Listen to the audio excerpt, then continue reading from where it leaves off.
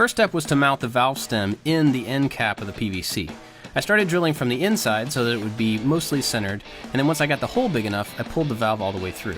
These are made to seal the opening as long as the hole is the right size. And for the chamber, rather than using one long tube, I wanted to try to make it more compact.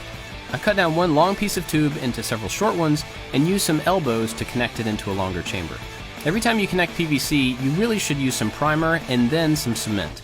I added a lot of cement around all the edges and then pushed the pieces in, making sure to twist them as they were going in. This helps spread the cement around the entire joint.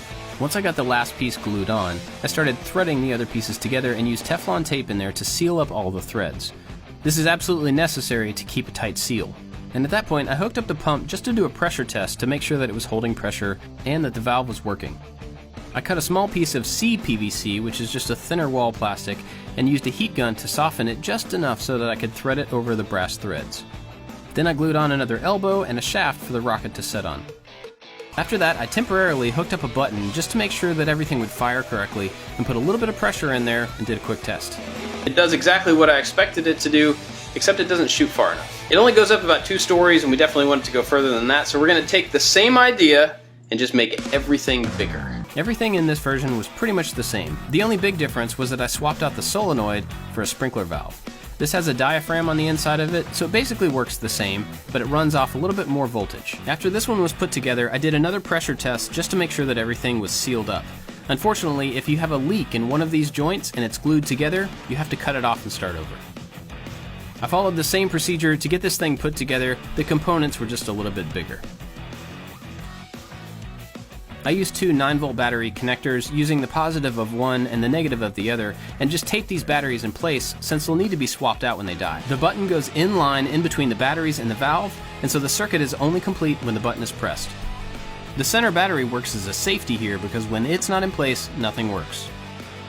I zip tied the wires around the canister to make sure that nothing would get pulled loose. Then I added some longer wires to extend the distance between the button and the canister. I also added some quick connects to the button wire so that I could completely disconnect it when I didn't want this thing in use.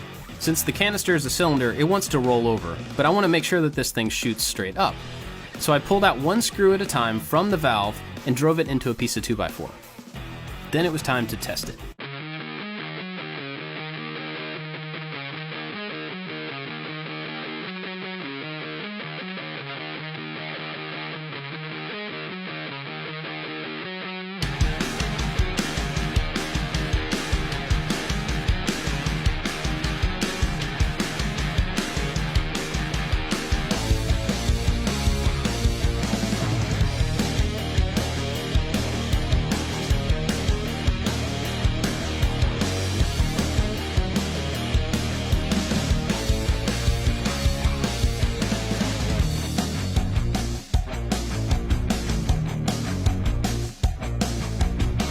That was a lot of fun. We had a pretty good time. What'd you think? It was awesome. It was awesome. Sweet. That's it for this one, guys. Thanks for watching. I'll see you next time.